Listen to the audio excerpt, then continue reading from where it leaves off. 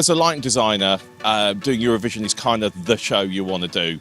And I've wanted to do this show since I was 6, since Bucks Fizz won in 1981. And I used to watch it as a kid, and to finally get the chance to design the lighting for it is pretty exciting. The second I knew it was coming to London, I knew I wanted into it, and kind of manifested that I really wanted to be part of doing this show. The relationship between the lighting designer and us as designers is a really crucial one from the very beginning of when we are designing. And Tim embraced our concept of the hug and the immersiveness from the very beginning. We carefully placed and blended all his lights with all the technology that we have in the set so that we can get maximum transformation. Developing and evolving the set and transforming it to many different looks is a key factor at Eurovision because we have so many delegations. Tim and I have had a very close, wonderful relationship, and hopefully we get to do it again one day. It's very different architecturally from normal Eurovisions. It's really hard set to light. A three-sided box, effectively, even though the side arms are curved. You know, the set encompasses the set, so it's really tricky to be able to light around. And with those tracking doors, so those screens that move at pace, that revolve and track them down, up and down stage, they really are. They take up a lot of roof space overhead on the stage, all the mechanisms to make all of that work. But it really did stand out visually as a look, and the four curved arms gives me a really cool architectural position for lighting beams, and we think we found some really kind of unique looks in how the beams are visualised from those positions. So it does stand out and does say that this is a very different looking Eurovision. We started exploring the arts between both countries. So in the Ukraine we explore architecture, poetry, dance, music, theatre, the national flower of the Ukraine, and in the UK we explore similar things, and especially in Liverpool, given that it has such a, I guess, rich, strong music identity, it was quite a nice blend to sort of bring the two together. I think in the end we came up with the idea of welcoming the Ukraine to the UK and welcoming the people of Europe by creating a set that resemble a hug. So the architecture of our design has these very specific archways as if they are arms welcoming the individual to Liverpool and from around the world. So that was an interesting design journey, very distinctive and quite challenging, given that we have to sort of be celebrating both countries, but really we are, doing a show on behalf of the Ukraine.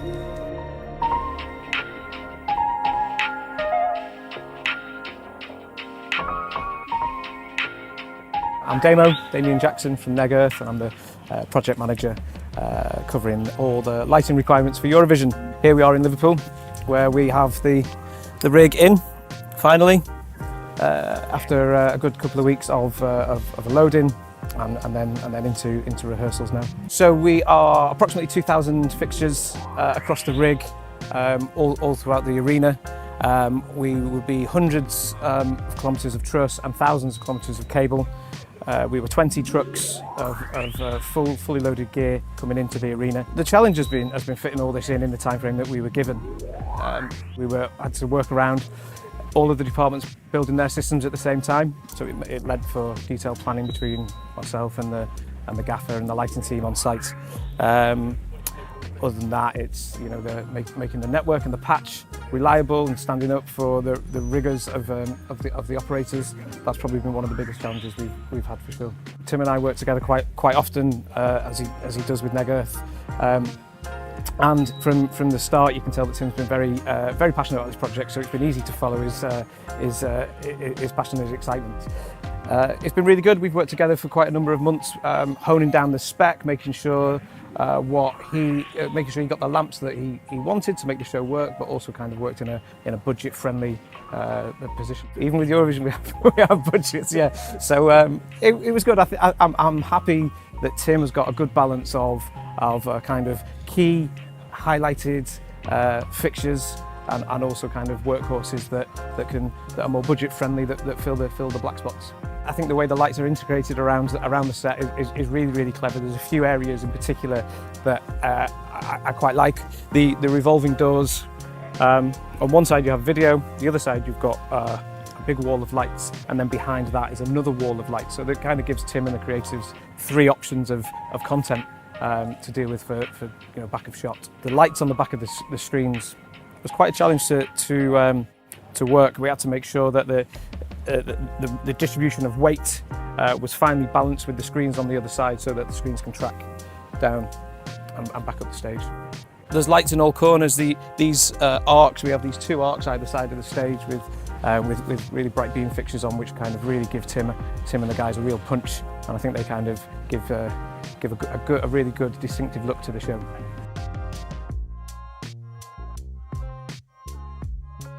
These lights that you can see sweeping up into the audience are the arcs, the fixtures on the arcs, which are the clay packy Sharpie X-frames. They're kind of a really punchy fixture and do a lot of the big looks for Tim.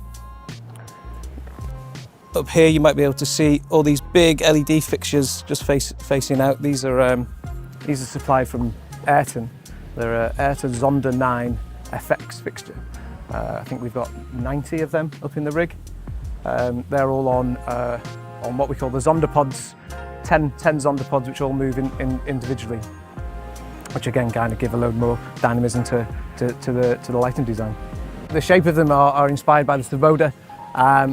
So on them there are 1, 2, 3, 4, 5, 6, 7, 8, 9 Zondas and 7 FR10s, GLP FR10s. Each of them all move individually and they completely encircle the stage. So Tim's used them throughout various parts of the show, and I think they offer a really good option for him. They look great. The Zondas themselves are a brand new fixture from Ayrton, and really punchy, really bright, and quite a versatile fixture. There's several eye candy parts into this show. There's obviously the Roby Tetra wall, which is, almost 200 Tetras on the back of the doors, but I wanted to have a little bit of me in the show as well. So we made these 10 lighting pods, which are trapezoid shaped pods, which are kind of we call them the Svoboda 3000. So everyone knows the Svoboda pod light, which I've always loved. So we've made our own version of those using 9 Zonda 9s to make a huge looking pod edged in FR10s, and it was my dad that got me into design, my late father, and he showed me a book about the set designer and lighting designer Joseph Svoboda, and that was always at home when I was a kid, and I used to read it, and so he got me into lighting in the first place, and as a little nod to him, I created these huge Svoboda pods that fly in during the show. The whole set wraps around all the performers, and then when you come out to the oval stage you get huge depth. Around the edge of this B stage here are a bunch of Roby spiders, of which we have 22 of them rigged onto the Wahlberg lifting columns. So at any given time they'll lift up to various heights, which again just gives another bit of dynamism to the rig and gives him more and more options. We've got lights wrapping all the way around the arena. So again, when the camera pans out for the audience shots, Tim's completely covered with lights over the top of the heads. There'll never be a black spot in the crowd, hopefully. The screens there behind us, the 5 screens are supplied by CT, Creative Technology, and they're on a tracking system so they can move up and down stage. They can also spin, and when they do spin, they reveal a wall of lights. On the rear of each screen, we've got a number of Roby Tetra X fixtures supplied by Roby. So again, gives Tim more flexibility within the rig. He can have the screens, he can spin them, he can have a wall of lights, or he can even move them and reveal another wall of lights further to that behind. We did a test build of the screens and the lights before we came to site over in Belgium. We've also got along these goalpost structures Ayrton Carifes and Roby lead beam 150s, which do a great job of kind of again filling up the beams along the arena. This is one of the arcs, each with approximately 50 Sharpie X-frames built into it. The arcs were custom built by the set company to allow us to mount the fixtures in. either side of the LED tape.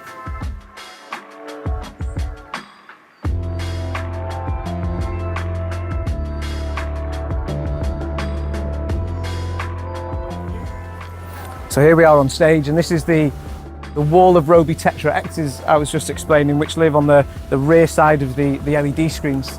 So there's 5 separate walls of these which can spin. So when the columns spin, they can reveal the lights. And also when they open up, we have another wall of lights here, clad with Martin Skeptron and Roby Painties. The Painties do a really good job of cutting through and giving Tim a real big, beamy look from upstage. But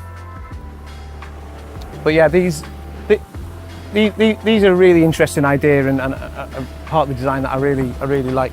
We sent a load of equipment over to Belgium before we came to site so that we can test hang one column, just to make sure that the weight distribution of each column was correct, so that the column itself can travel along the tracking truss. And it works quite well. The Roby Painties are a really great fixture. Yeah, you'll see at various times, just even when the doors are the doors are closed like this, you can see them punching through, and I think they really do a good job. Yeah. I mean, everywhere you look, there's lights. We've managed to cram lights in everywhere. Even above the LED ceiling up there, there's a big finger array of clay packy Unicos, which were the first things to go in and last things to come out, just through the nature of the build, really. But yeah, I mean, we've managed to get lights everywhere. That's Eurovision. That's Eurovision, yeah. Here we are on the stage. Gives you a good idea of the scale of the setup. This is kind of the main stage system, as we say, in between the ovals. You can get a clearer view of these Zonda pods now. Like I say, each clad with the FR10s and the Zonda 9 FX. We have strobes hidden everywhere. We have almost 90, I think it is, Ayrton Cobras around the room for beamwork that kind of edge around the oval stage. And actually on the oval stage itself, we have 12 clay packy reflections, which the Cobras light into and bounce off, which we're using on some of the interval performances, as opposed to the delegations. There's Martin Air FXs lighting all the audience. There's clay packy BIs on the audience, Martin PXLs. And then the whole key light system, which is the most important thing to me, is the Roby Forte product, which is the best key light product on the market as a hard source for this scale. It has a beautiful tint channel to be able to dial out green or magenta separately to the colour mixing system. It's a high CRI, and we're using those as the key lights as well as the follow spots. So the follow spots and the fixed keys all match together on the Roby follow spot system. We are stage left at a distro, one of the distro positions, one of the many distro positions we've got. This is some of the MPUs we have.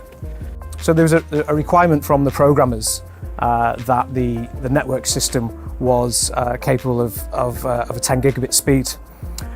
So that gave us an opportunity to invest in new gear to upgrade our current systems from our current stock. So we have brought in Luminex Luminodes and Netgear 10 gigabit switches, which have all been great, and like I say, given an opportunity to put them out on Eurovision, which I think the programmers are quite happy about. Managing the requirements of the network has been quite a challenge for us, or one of the challenges for us, given the scale of it and the amount of units and data distribution needed to control the network. It's required a lot of planning, a lot of discussion to design and develop a real secure network system. The whole upstage section of the show is pretty much exclusively all Roby, as it's turned out. So we have an upstage wall of painties, which are brilliant because they're really bright. They don't have to fight against video because they're when the video is turned away. So they're far upstage. So we have a whole grid of those. And on the back of the walls, we have the Roby Tetra X's, which gives us a whole load of different looks, big pixelated walls of light. tight beam work, and then the flower. The lighting just about fits within the weight loading of those doors. And then we have 2 Sharpie X frames mounted on the bottom to give us some back beams as well as those doors revolve. And using MA3 with the really clever grid system with MA3, Tom Young, our main programmer, has been creating insane kind of content across those walls without having to use a media server. We're not pixel mapping them, we're driving them via programming, and it gets it more beat perfect. And using MA3, we've managed to create some amazing programming with those. I'm the lighting programmer for this year's Eurovision here in Liverpool. There are 3 of us in the programming team, as is myself, my colleague Alex Mildenhall, who is also doing the moving lights, the effects lighting with me, and then Mark Nicholson, who's doing the key lighting over the other side. It's unlike anything else, just in terms of the amount involved and the speed at which it runs. When we start the show, there's no getting off the train. It's heading straight towards the station. It's great to be a part of, great to be a part of such a great team as well. So we started back in London. We did about 3 weeks of previs work at Neg Earth, who are a supplier, where we programmed all of the delegations. Then when we came to Liverpool, we carried on in previs in a room here, and we worked on all the show elements. And then once we'd finished that, we were ready to transfer across to the real world. So we had about 3 days of a bit more programming and focusing. So we carried on doing previs when we got here for the show stuff. And then after 3 days of programming and focusing, we transferred across to the real world. As an ex-programmer myself, using MA1 and MA2, I've been there from transitions and consoles, and we had a really good chat at the start of this project about whether we would use MA2 or MA3 software. We knew it would be on MA3 hardware. It was a conversation we had, and the conversation was, we will take it on if we feel that it is ready. And we had very early conversations. Tom Young and Alex Mildenhall, the main programmers, Tom's our lead programmer, had deep conversations with MA. They work with us directly and have been here the whole time. We've had someone here with us all the time for previs and rehearsals, and it has absolutely been rock solid. I've been pro the MA from the beginning, and Alex, who's programmed this with me, is also very pro the MA3 platform. So it was a great choice to have, and Alex and I had lots of chats about it beforehand. We decided that actually it was the way to go, and it's been worth its weight in gold. Some of the new features totally saved our lives. Been using a lot of the recipe functionality, which has meant if we've had to swap fixtures out, it's made that programming process a load easier. When Alex is programming, he's entirely based on recipes, so it makes it really quick and easy to change if anything needs to change. And the other great thing is we've been using a lot of the MA Tools plugins as well, which have really helped and allowed us to achieve things that you just can't achieve on other platforms, really. So yeah, it's definitely been worth its weight in gold. We're around 130,000 parameters, so it's a big show just in our side, and then Mark's got another 15 or 16,000. And yeah, it's been brilliant. It's definitely offered us things that we couldn't have done on the previous platform, which has been great. And the support from Ambersphere over here in the UK and MA has been, as it always is, second to none. So that's been really great as well. And then so obviously in terms of hardware, we've got 9 consoles here. So we've got 4 full sizes with Alex and I. There's 2 lights down with Mark. And then we also, for programming on the floor, have another 2 MA3 lights and another MA3 full size that we can plug in, along with 23 processing units. So it's quite a big system overall. I think no matter how dramatic the set design is, or the lighting, or the incredible directing that we have, it is important to remember that the artists performing are our heroes. We're doing the show for them, and we have to be able to cater all these sort of wonderful creatives that they bring. So I think this year in particular, the caliber of talent that we have is really phenomenal. For many of us producing this show who work around the world, being able to see this level of talent competing in this show is quite thrilling to watch and to see.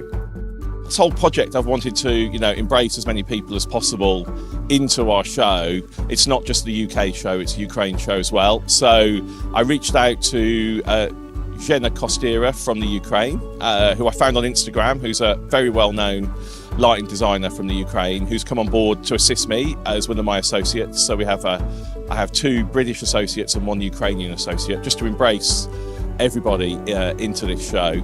And we've kind of tried to keep it as diverse as possible. We've had a 50% makeup of females in our lighting team. We're trying to embrace as many people into the lighting department as possible. We've brought in students from 2 local colleges to assist with follow spotting, and we're all very much about having a huge embracing team that looks very different from a normal lighting team on a show like this.